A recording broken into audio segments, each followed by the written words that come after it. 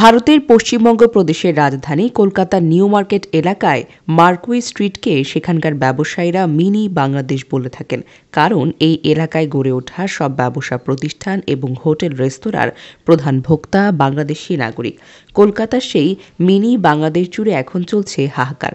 বাংলাদেশি নাগরিকদের উপস্থিতি কমে যাওয়ায় সেখানকার ব্যবসা বাণিজ্যে ধস নেমেছে। স্থানীয় ব্যবসায়ীরা বলেছেন, এভাবে চলতে থাকলে কিছুদিনের মধ্যেই তাদের প্রতিষ্ঠানগুলো বন্ধ করে দিয়ে পথে নামতে হবে। ইতোমধ্যেই অনেক ব্যবসায়ীরা আতপেটা খেয়ে থাকতে হচ্ছে বলে স্বীকার করেছেন। দেশটির ইংরেজি দৈনিক হিন্দুস্তান টাইমস মিনি বাংলাদেশ ঘুরে সরেজমিনে এক প্রতিবেদন প্রকাশ করেছে। সেখানকার ব্যবসায়ীদের হাহাকার সুর যেন করুণ হয়ে ধরা পড়েছে সেই প্রতিবেদনে। কলকাতার মোলালি থেকে নোনাপুকুরের দিকে গেলে বাম হাতে একটা রাস্তা পড়ে, নাম আলিমুদ্দিন স্ট্রিট। সেই রাস্তা ধরে এগুলে পৌঁছানো যায় এক চৌমাথায়। চৌমাথা পেরোলেই শুরু হয় মার্কুই স্ট্রিট। অনেকে বলেন কলকাতার বুকে যেন মিনি বাংলাদেশ। এটা বলার কিন্তু একটা কারণ আছে। বাংলাদেশ থেকে যারা কলকাতায় আসেন তারা বেশিরভাগ ক্ষেত্রে এখানেই থাকেন। এখানকার ব্যবসায়ী নাগরিকরাও তাই বলছে। বাংলাদেশিদের আসা এবং যাওয়ার উপর ভিত্তি করে গড়ে উঠেছে তাদের ব্যবসা, কিন্তু আগস্ট মাস থেকেই বদলে গেছে গমগমে পথঘাটের চিত্রটা।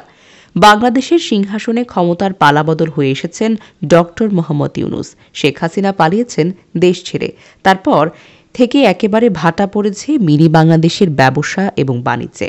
ফ্রি স্কুল স্ট্রিট কিংবা মার্কুই স্ট্রিট, এই সব কিছু মিলিয়ে গড়ে ওঠে মিনি বাংলাদেশ। এই এলাকায় 2 শতাধিক হোটেল রয়েছে। আগস্ট মাস থেকে তাদের বাজারটা যেন মন্দা। গত সেপ্টেম্বর থেকেই এখানে বাংলাদেশিদের আনাগোনা কমে গেছে।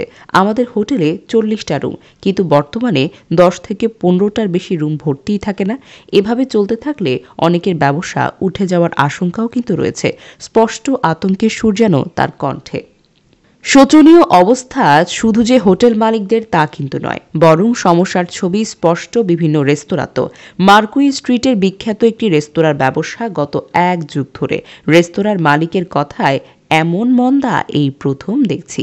এর আগেও নানান সময় পরিস্থিতিটা খারাপ হয়েছে, কিন্তু এতটাও না। বাংলাদেশি স্টাইলে রান্নাবান্না থেকে সংস্কৃতিকে অনুকরণ করেও বেশ কিছু রেস্তোরাঁ এই অঞ্চলে গড়ে উঠেছে। অধিকাংশ রেস্তোরাঁর দাবি তারা খাবারের আইটেমের সংখ্যা কমিয়ে ফেলেছেন, কারণ রান্না করেও লাভ হয় না। যে কয়েকজন কাস্টমার আসেন সাধারণ খাবারটাই তো বেশি খান, বেশি পয়সা বাঁচাচ্ছেন অনেকেই।